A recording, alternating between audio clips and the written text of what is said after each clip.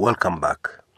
We're of course talking about the strange National Governing Council gathering of the Orange Democratic Party on Friday, 23rd February. Yeah. Now, things were said at that meeting that were direct contradiction to what happened just a few hours later. Yeah, and I was talking about the statement by Wiper leaders. Yeah, and they were saying that their man Kalonzo is not going to be sworn in. And then they went on to complain about how their party leader is being abused, called a conman. Yeah, they cannot stand there and watch their party leader being called a conman. Yeah, but there was something else in the Wiper statement. Yeah, this something else was Johnston Muthama. Yeah, remember the guy? The guy had vanished. I mean, before the swearing in of Raila Odinga on January 30th, Muthama was all over the place. He was visible. He was at Baba's side. Then all of a sudden, first of all, he didn't appear at Uhuru Park. He just vanished. Now he reappears, together with the other Wiper leaders, and says that he was a key member of the committee that organized for Raila swearing in, but that he opted not to attend the swearing in. And he says he had his reasons. And then he goes ahead and he really backs his party leader, his Wiper party leader. Now, hold on a minute. The last I heard is that Muthama had left Wiper. Remember that? There was a very big maneno between Muthama and his party leader, Kalonzo Musyoka, in the run-up to the August 8th polls. The long and short of that maneno is that Muthama had discarded it, and Kalonzo had discarded it. And basically, Muthama's man was just rigged out, by Wavinya Ndeti, yes. And when the court ordered a repeat, they just repeated, they rinsed, they rinsed and repeated the same process. Yani umeosha na umekamua nguo, and then you just put it back into the bucket and you repeat exactly the same process. Wow. That's Kenyan politics for you. So, Muthama was livid. I mean, the guy had spent an absolute fortune building up his candidate for governorship of Machakos. Yeah. So he couldn't take it lying down. So he said he has left his senatorial seat, he will not defend it, and he has left Wiper. Yeah. And where was he going? He was going to support Raila Odinga. Okay. Now, all of a sudden, the guy for the first time is issuing a statement that is contradicting Raila Odinga. Hey, did you find that interesting? I found it very fascinating. So Muthama is suddenly back in Wiper, suddenly away from Baba's side, and he's talking about 2022, He's not talking about electoral justice. He's not talking about resist. Aye, that's Kenyan politics anyway. It is normal. Somebody just wakes up one day and they're pulling in exactly the opposite direction. And you wonder, what happened? What happened to this man?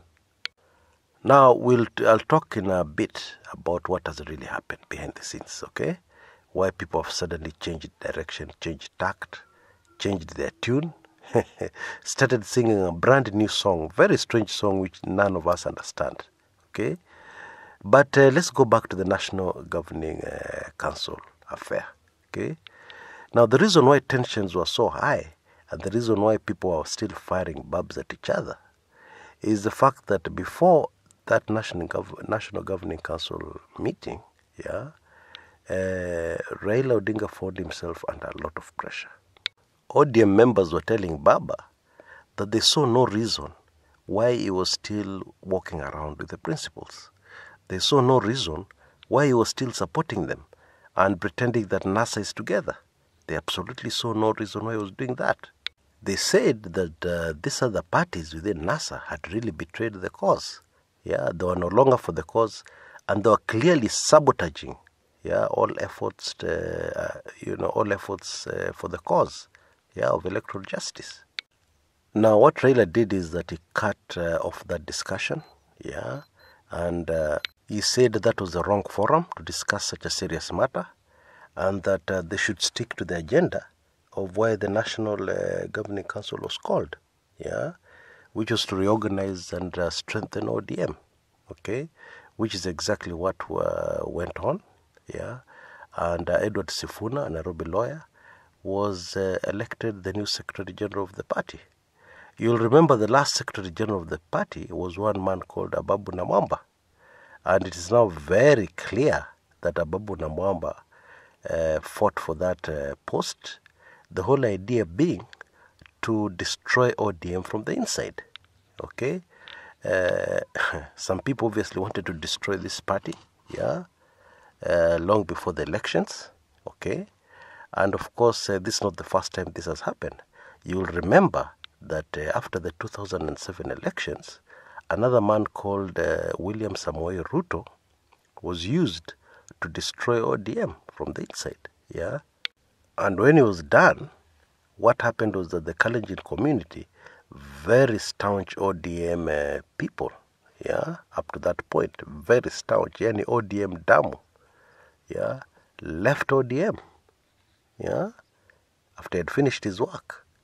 So Ababu Namwamba was sent on a similar mission, which didn't quite work out as well as the Ruto one, yeah, and the post was just left hanging, okay, after a lot of controversy. So now finally the post was filled, has been filled rather, yeah, and the new Secretary General of ODM is Edward Sifuna. But even as all these other discussions were taking place, it was clear that there was a lot nagging the ODM delegates at that conference, yeah. They were mad about something, yeah. And of course, you know what it is, yeah. It is the other parties, yeah, and the fact that ODM should just go it alone. That's what they wanted, because it was clear that the other people were not pushing the same direction. In fact, the view of a lot of ODM members is that numbers don't matter, yeah, as much as commitment to the cause does. And most people at that meeting were just burning inside. Really, that's what was happening. It's like you have a problem with your husband, okay, and you have a meeting with your pastor, and you're sitting there with your husband, yeah, and of course the crux of the matter is that you caught your husband in bed with another woman, yeah, and now here you are before the pastor, and you know this issue is really burning inside you. And then the pastor says, no, this is not the correct forum to discuss that, something so serious. Yeah. So let us concentrate on the agenda, which is spiritual matters about the church. Yeah. How we can improve the Sunday school. Yeah. How we can improve our services. Yeah. Let's concentrate on that. Let's do house cleaning business here. This issue of how your husband slept with another woman is very serious and for another forum. How does the pastor do this? I mean, that's a burning issue. Yeah? You still feel the pain, yeah, of being cheated on. Yeah? You wanted to give details, how, you know, exactly what happened, how you caught him, and you're looking forward to the narration. Yeah? You're looking forward to how you're going to tell the pastor about these things while looking at the face of your husband. Yeah, you're really looking forward to that. Now all of a sudden you're told, no, this is not the right forum. Yeah, for something serious like that, let's organize another day. Now, you tell me, are you really going to concentrate on what you're supposed to discuss there? Are you really going to focus on the agenda there? No way. It's not human nature. And that is why I started this series by saying the ODM National Governing Council was the most bizarre in the history of Kenyan politics. The most. Hakuna ingine imekuwa kama hiyo.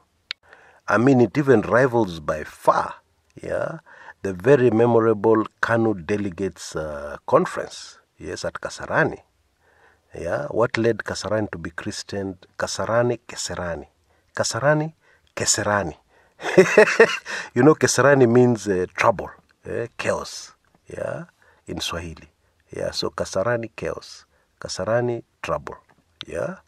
This is where after the late George Saitoti had spent an absolute fortune, yeah, bribing delegates, you know, getting support, yeah, so that in the election that was going to be held, yeah, Saitoti would be elected party chairman, yeah, because whoever was elected party chairman at that delegates conference would be the KANU presidential flag bearer in those upcoming elections, the December 2002 elections. And so Saitoti walks into the meeting, is very confident, he's waving the forefinger, you know, the old KANU salute, the KANU signal, yeah. Tingiza, yeah, he's walking in and the supporters are cheering him on, and he sits down next to the president, and then he realizes, what's going on? He realizes his name is not on the ballot. After spending all that money, he's not even in the running for chair. Yeah, he's nowhere there. Okay? And of course, the whole thing was a very well choreographed move by Moi to ensure that Uhuru Kenyatta becomes the KANU chairman and therefore the representative of the party, the flag bearer, presidential flag bearer, for the upcoming 2002 elections. Of course, George Saitoti lost it right there in front of the rolling TV cameras. He used to fear Moi. Yeah, I mean, Moi would say George Saitoti, or even just mention his name in a speech, and the guy would be up in a second, standing, you know, like an obedient schoolboy, an obedient head prefect when the headmaster mentions your name. Yeah, so this guy used to fear Moi, but that day, he forgot his fear. How can I not be in the ballot? What's going on here? How can this happen? So this fracas which Saitoti was causing, you know, Moi got wind of it. I mean, Moi heard the way the guy was complaining. So Moi said, Professor, kimya bwana, wachana na hiyo maneno. The guy still continued. No. This is not possible. So Moi had to stand up right in front of TV cameras and shout, Professor, kimya! Yeah, and the whole stadium just went quiet. Nobody had seen Moi like that. And Saitoti cowed down. His senses came back to him. He remembered he fears Moi. He sat sheepishly down on his seat, wishing the seat and the ground would just swallow him. Yeah, and he just sat down there quietly. There was a lot of drama at that kind of meeting, but even that one comes nowhere near the drama, yeah, and the undertones, and the whole political saga that went down during the ODM National Governing Council on Friday, February 23rd, 2018. Yeah, nowhere near, because after Moi shouted Professor Kimya, the issue ended there. The drama ended there. The rest of the thing was very boring because they did the predictable. Uhuru Kenyatta was selected as actually selected is the right word, as the chairman, not elected, as the chairman of KANU, and therefore automatic presidential flag bearer for KANU against the opposition in the scheduled December 2002 elections. Yeah, but this National Delegates Council, the drama did not end there. Yeah, and even now as I make this recording, the drama continues. Yeah, as a result of that delegates conference, whatever they discussed there, whatever we are told, is just being contradicted left, right, and center. Yeah. Anyway, now in the next and final episode of this series, we are going to dig into the background and find out why somebody like Mudhama would suddenly change direction, suddenly change, what he's saying. What is this that all of a sudden very prominent NASA people are starting to talk about 2022? What happened to electoral justice? What happened to the cause? Yeah, we'll discuss that in the next episode. Yeah, there are a lot of major revelations I'm going to make. Don't miss it. This is Chris Kumekucha.